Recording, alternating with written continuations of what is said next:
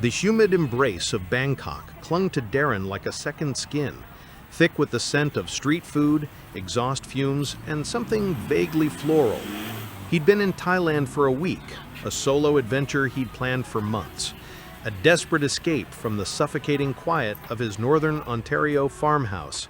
He'd explored the temples, haggled in the markets, and lost himself in the chaotic rhythm of the city. But the urban sprawl, for all its vibrant energy, hadn't quite scratched the itch for true solitude, for the wild, untamed beauty he'd envisioned. It was in a dimly lit bar, tucked away down a narrow soi off Khao San Road, that he first heard whispers of the Waterfall. A grizzled backpacker, nursing a singa, spoke of a place deep in the jungle, a cascade of pure crystalline water, untouched by the usual tourist throngs. Secluded, the man had slurred, like a secret garden. Locals call it Tok Phet.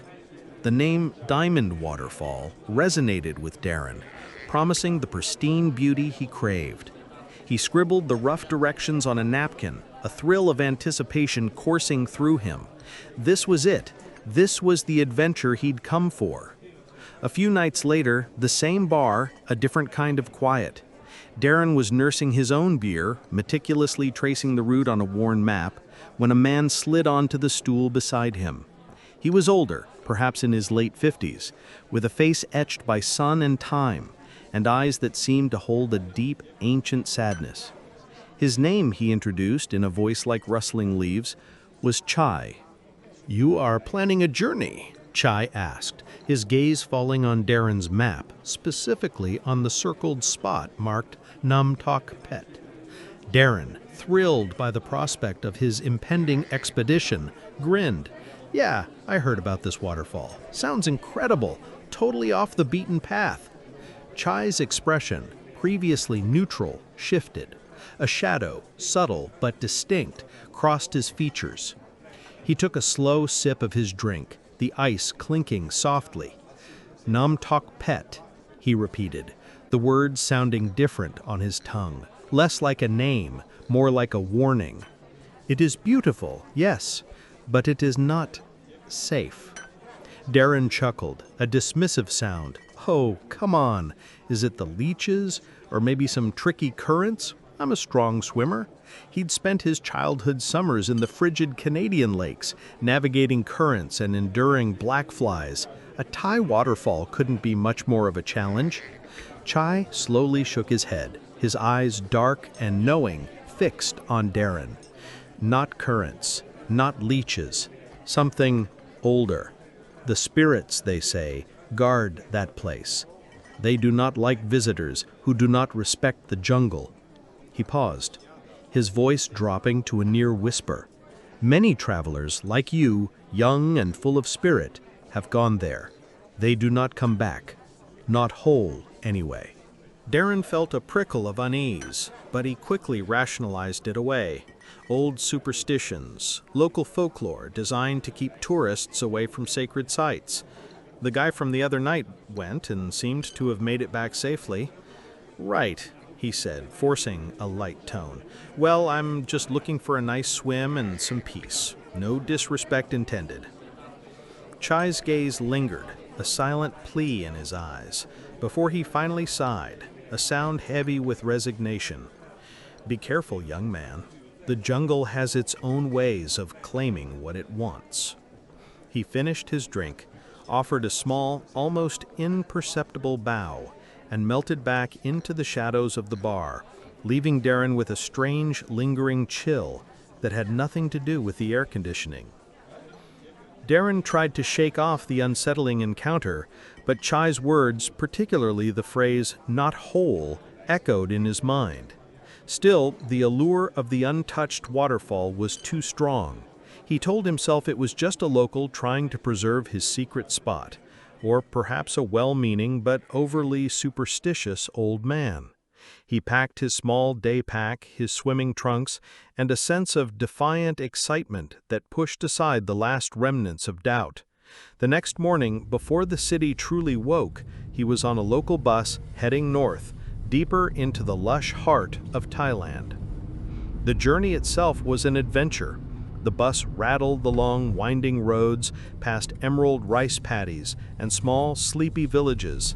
He then transferred to a songtao, a modified pickup truck that took him even further, dropping him off at what seemed like the very edge of civilization. From there, it was a trek on foot, following a barely discernible path that snaked through the dense, humid jungle. The air grew heavier, thick with the scent of damp earth, exotic blossoms, and something wild and untamed.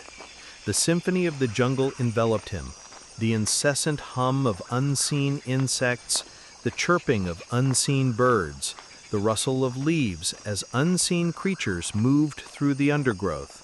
He walked for what felt like hours, sweat plastering his shirt to his back, the humidity a constant suffocating blanket. Just as he began to wonder if he'd taken a wrong turn, a faint, distant roar reached his ears. The sound grew steadily louder, a powerful rhythmic rush of water. His heart quickened. He pushed through a curtain of tangled vines, and then he saw it. Tok Phet. It was more breathtaking than he could have imagined. Water, impossibly clear and shimmering with an ethereal blue-green hue, plummeted from a towering cliff face, crashing into a natural pool below. The sunlight, filtering through the dense canopy, dappled the surface, making it sparkle like a million scattered diamonds.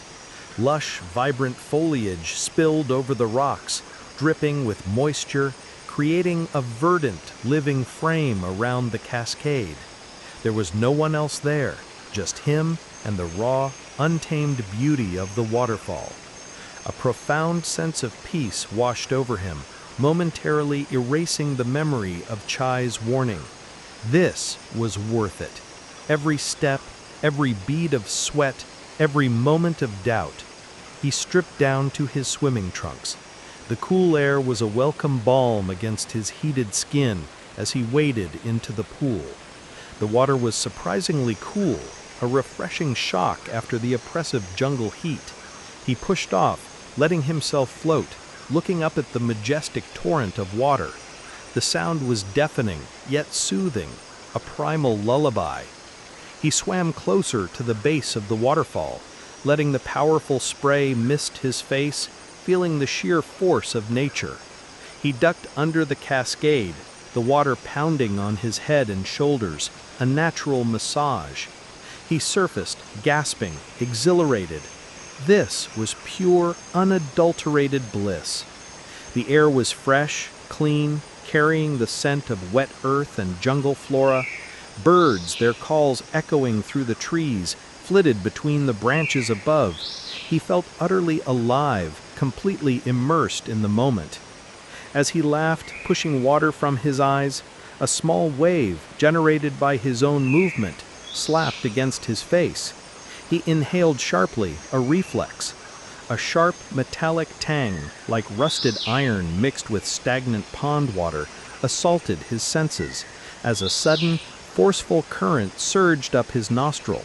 He gagged and coughed. The unpleasant sensation lingered, like a phantom tickle deep within his sinus cavity. He snorted, trying to dislodge the unwelcome intrusion, but a faint, almost imperceptible pressure remained, like a tiny, unseen seed had been planted. It was a minor inconvenience, a momentary sting in an otherwise perfect experience. He continued to swim, to revel in the cool embrace of the water, to soak in the unparalleled beauty of Tok Phet, until the sun began to dip below the canopy, casting long, dancing shadows across the pool. Reluctantly, he pulled himself from the water, the chill on his skin a stark contrast to the humid air. He dressed, feeling refreshed and invigorated, a deep sense of contentment settling over him. The trek back felt easier, his steps lighter, fueled by the memory of the waterfall's pristine beauty. He made it back to his hostel late that evening, exhausted but happy, the jungle's symphony still echoing in his ears. He showered, ate a quick meal, and collapsed onto his bed, expecting to fall into a deep, dreamless sleep. but sleep didn't come easily. The first hint of discomfort was a subtle, almost imperceptible itch deep within his nasal passages. He rubbed his nose, dismissed it as residual dust from the jungle trek, or perhaps a minor allergic reaction to some exotic pollen. Then came the headache, a dull throb behind his eyes, growing steadily more insistent. He tossed and turned, the familiar hum of the hostel's air conditioning doing little to soothe the growing irritation. He tried to rationalize it. Dehydration from the long walk, too much sun, maybe even a touch of jet lag catching up with him. He took some ibuprofen, hoping it would dull the ache and allow him to finally drift off. The next morning, the headache was worse, a persistent, drilling pain that made his temples throb. The itch had intensified, becoming a constant, maddening presence, a feeling like microscopic legs were scuttling across the delicate membranes of his sinuses, a phantom tickle that no amount of rubbing could alleviate. His sinuses felt heavy, swollen, a pressure building behind his eyes as if something was slowly inflating within his skull. He felt a profound sense of malaise, a bone-deep weariness that no amount of sleep seemed to alleviate. He tried to enjoy his last few days in Thailand, but the discomfort was a persistent shadow, dulling the vibrant colors, muting the lively sounds. He felt off, fundamentally wrong, in a way he couldn't quite articulate. Concerned, he sought out a local clinic. The doctor, a kind young man with a tired expression, listened patiently as Darren described his symptoms. He peered into his nose, felt his glands, and took his temperature. His diagnosis was swift, almost too swift for Darren's liking. "You're probably just a bit dehydrated, and perhaps a little too much fun last night." He gestured vaguely, implying the ubiquitous party scene of Thailand. "Many tourists, they come in with headaches and sniffles. It's usually just a hangover or a mild cold from the change in climate. Rest, drink plenty of water. Take some paracetamol. You'll be fine." Darren felt a surge of frustration. He hadn't been drinking excessively, and this felt different, more insidious than a simple hangover. But he was a foreigner, and he was the doctor. He nodded, took the prescribed pills, and left, feeling dismissed and unheard.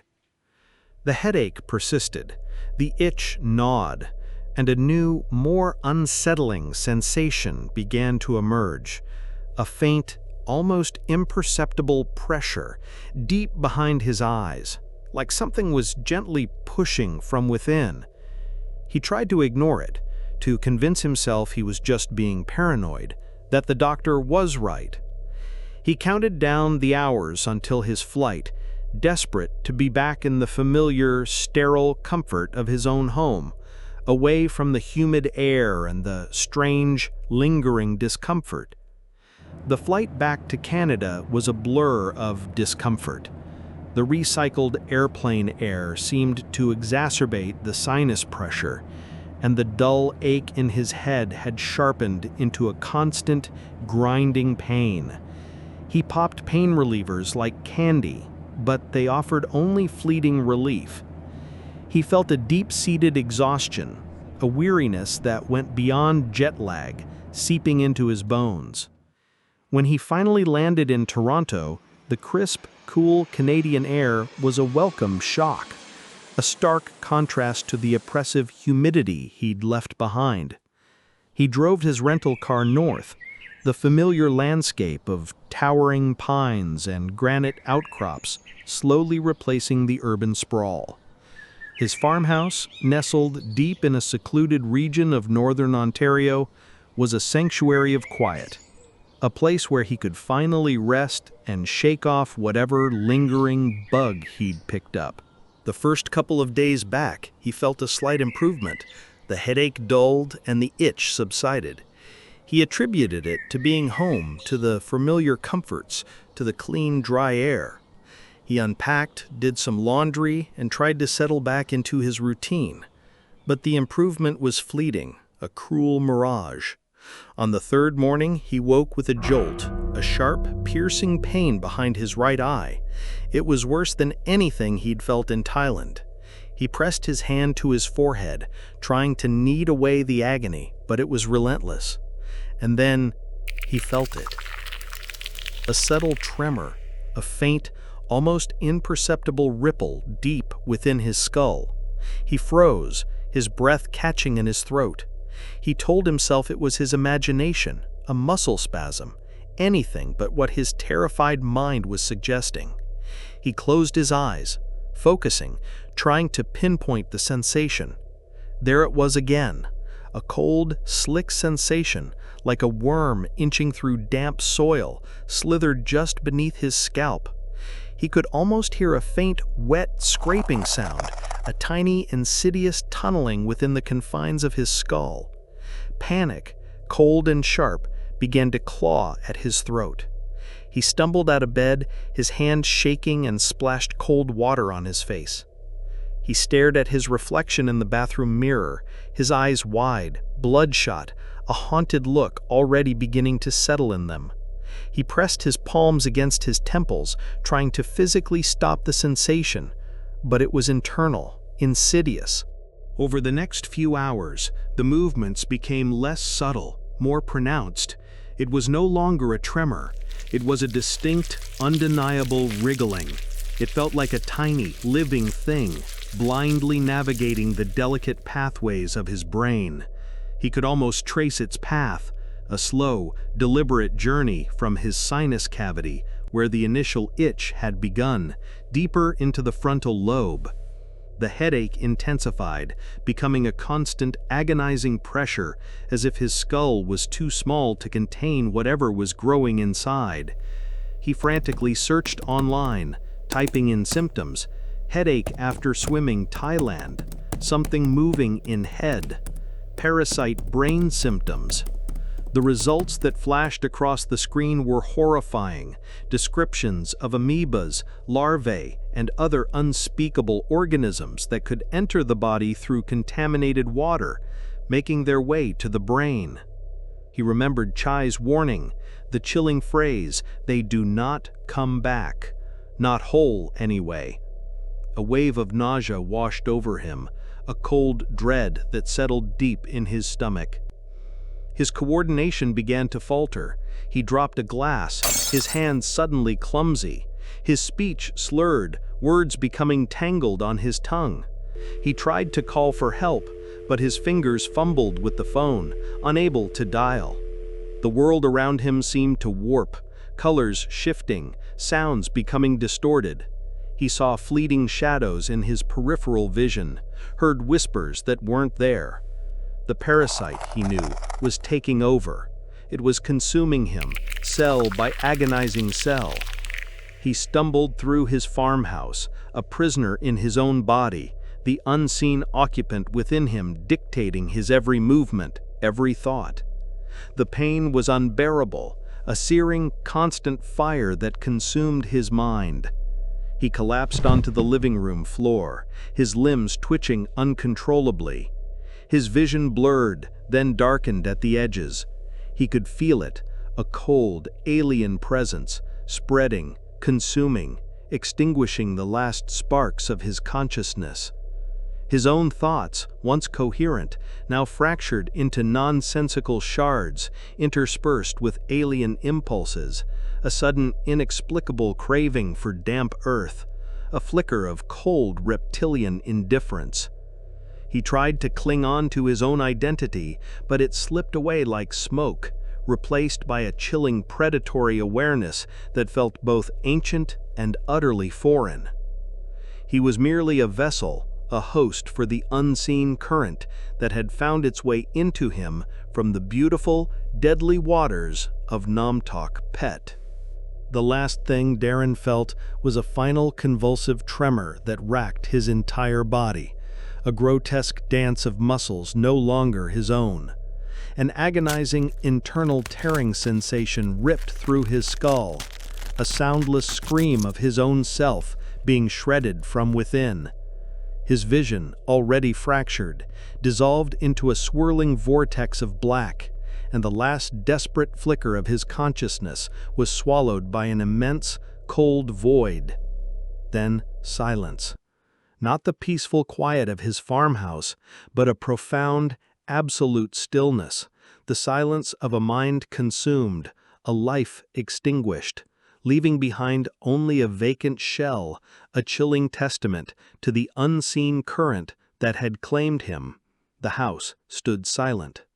The only sound was the gentle hum of the refrigerator, witness to the horror that had unfolded within its walls. Darren's body lay still, a vacant shell, a chilling testament to the unseen dangers lurking beneath the surface of paradise.